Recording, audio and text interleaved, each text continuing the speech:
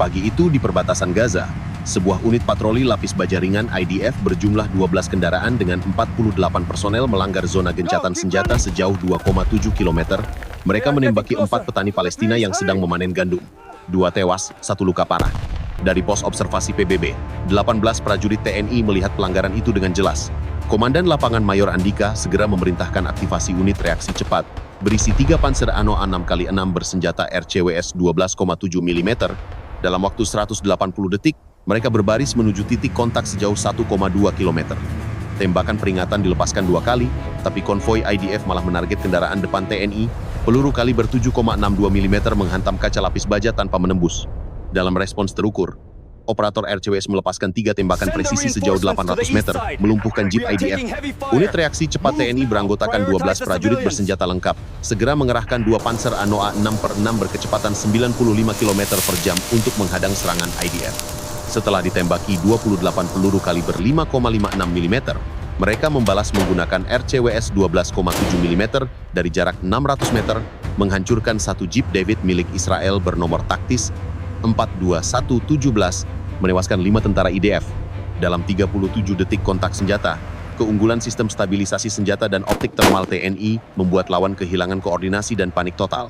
Pengejaran berkecepatan tinggi di Gurun Negev dimulai saat 3 Panzer Anoa 6x6 dari unit reaksi cepat TNI melaju dengan kecepatan 90 km per jam, mengikuti konvoi IDF yang terdiri dari 2 jeep David dan 1 kendaraan taktis Semke. Medan berpasir dengan kemiringan 25 derajat tidak menghambat laju Panzer Indonesia yang digerakkan mesin Renault dengan tenaga 320 horsepower. Tembakan pertama dilepaskan pada jarak 850 meter, menghantam jeep komando Israel dan menghancurkannya dalam 1 letupan presisi. IDF membalas dengan 5 rentetan tembakan, tapi semuanya meleset. Anoa kedua mendekat pada jarak 600 meter, dan menembakkan senapan RCWS 12,7 mm sebanyak 3 kali, melumpuhkan Senkek yang terbalik di parit kering. Ledakan diesel menyala hingga 25 meter ke udara, menerangi langit gurun. TNI melanjutkan pengejaran sambil mengunci target ketiga. Jeep David terakhir mencoba berbelok dengan kecepatan 70 km per jam namun kehilangan kendali. Tabrakan keras terjadi, menewaskan 7 personel Israel di tempat. TNI tidak melepaskan tembakan tambahan. Mereka melakukan penyisiran selama 14 menit untuk memastikan tidak ada ancaman tersisa. Total 4 kendaraan Israel dihancurkan, 2 dalam ledakan, 2 lain karena kecelakaan. Dari hasil pengamatan drone TNI dengan jangkauan operasi 12 km, diketahui bahwa jumlah korban IDF mencapai 22 orang. Sementara pihak TNI tidak mengalami kerugian personel ataupun material. Kecepatan, disiplin komando, dan akurasi tembakan menjadikan operasi ini bukti nyata kemampuan taktis Indonesia dalam pertempuran manuver. Seluruh insiden berakhir dalam waktu kurang dari 10 menit. Sisa pasukan IDF sebanyak 28 tentara melarikan diri ke pangkalan rahasia unit 8.200 fasilitas intelijen sinyal Israel. Mereka berharap aman di sana, namun kehadiran mereka segera mengungkap posisi target bagi kontingen Garuda TNI. Dengan 6 kendaraan lapis baja Anoa dan 1 unit reaksi cepat, TNI memanfaatkan kebocoran sinyal untuk mengunci koordinat serta mengerahkan tim dukungan elektronik dan pengintai. 4 antena parabola, 3 server utama, dan 2 gudang logistik dipantau sebelum operasi balasan diluncurkan. Akibatnya, unit 8.200 kehilangan akses komunikasi. Sejumlah personel tertangkap atau tewas, dan pusat pengawasan selatan mengalami gangguan kritis. Tim forensik TNI mengarahkan penyelidikan, mengamankan bukti elektronik, merekam jalur komunikasi, mengevakuasi sisa korban, serta memperbaiki titik akses untuk mencegah infiltrasi. TNI menembus 1 pangkalan unit 8.200 dan menghancurkan fasilitas komunikasi serta server. Ledakan besar meruntuhkan 1 antena parabola utama, menghapus fungsi penyadapan selatan, dan menimbulkan korban serius. Operasi itu menghancurkan 12 rak server, memicu kebakaran di 4 ruang pusat data, dan melumpuhkan 18 sistem jaringan kritis yang mendukung pengumpulan sinyal. Sebanyak 240 personel intelijen tewas atau terbakar saat upaya evakuasi gagal. Puluhan lainnya luka berat. Satuan lapis baja TNI mengerahkan 6 kendaraan tempur Anoa.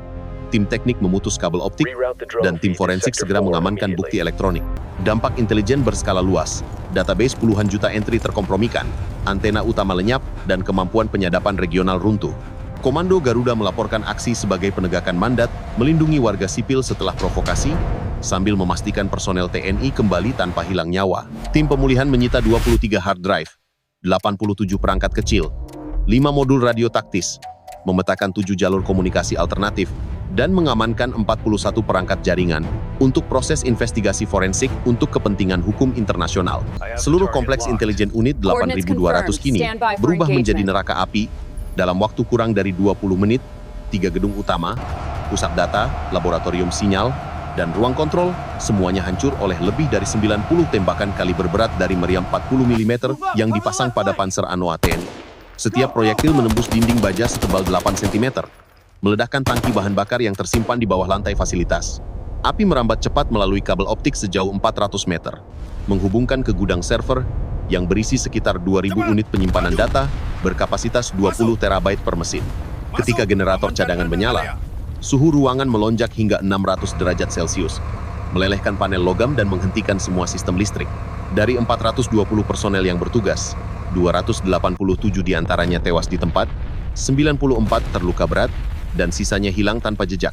Total kerugian material diperkirakan mencapai 1,8 miliar dolar AS, mencakup satelit komunikasi mini, 37 antena radar, serta 12 kendaraan logistik. Ledakan kedua yang terjadi pada menit ke-16 berasal dari reaksi berantai tangki solar berkapasitas 45.000 liter. Bola api setinggi 50 meter membakar struktur parabola raksasa yang beratnya mencapai 110 ton. Puing-puing logam menghantam gedung komando utama hingga roboh seluruhnya. TNI mencatat hanya membutuhkan 3 gelombang tembakan terarah untuk mematikan pertahanan udara otomatis pangkalan. Radar ELM 2084 yang biasanya mampu mendeteksi rudal sejauh 100 km, tak sempat beroperasi lebih dari 17 detik sebelum dihantam gelombang EMP dari amunisi keempat. Dalam waktu total 22 menit, operasi pembersihan selesai. 9 Panzer Anoa yang tersisa keluar formasi, sambil memastikan tidak ada ancaman tersisa. Drone pengintai tipe CH-4 mencatat 18 titik api masih aktif di area seluas 6,4 hektar. Sementara itu, sinyal komunikasi selatan Israel padam sepenuhnya selama 11 jam sebelum jaringan darurat mereka pulih. Peristiwa ini menandai hilangnya kemampuan pengawasan elektronik IDF sebesar 78% di sektor Gaza Negev, menjadikannya kebutaan militer terbesar sepanjang sejarah mereka. Dari jarak 7 km, kobaran api masih terlihat hingga tengah malam. Bau plastik terbakar bercampur logam hangus menandai akhir supremasi intelijen Israel di selatan. Dalam laporan resmi berikutnya, TNI menyebut insiden itu sebagai penegakan hukum bersenjata yang sah. TNI menyelesaikan operasi dengan efisiensi tinggi, menghancurkan satu pangkalan intelijen seluas 12.000 meter persegi, menetralkan 5 kendaraan lapis baja, menewaskan 380 personel Israel, lalu mundur. Kabar operasi militer TNI di Gaza menyebar cepat ke seluruh dunia. Dalam waktu kurang dari 2 jam, 14 unit berita internasional menayangkan rekaman kehancuran pangkalan unit 8.200 Israel yang hancur total setelah diserbu oleh 3 Panzer Anoa 6x6 bersenjata RCWS kaliber 12,7 mm. Gedung Putih di Washington menerima 19 laporan awal tentang kebutaan sistem intelijen Israel di front selatan. Di Tel Aviv, sensor militer memblokir 37 situs berita lokal.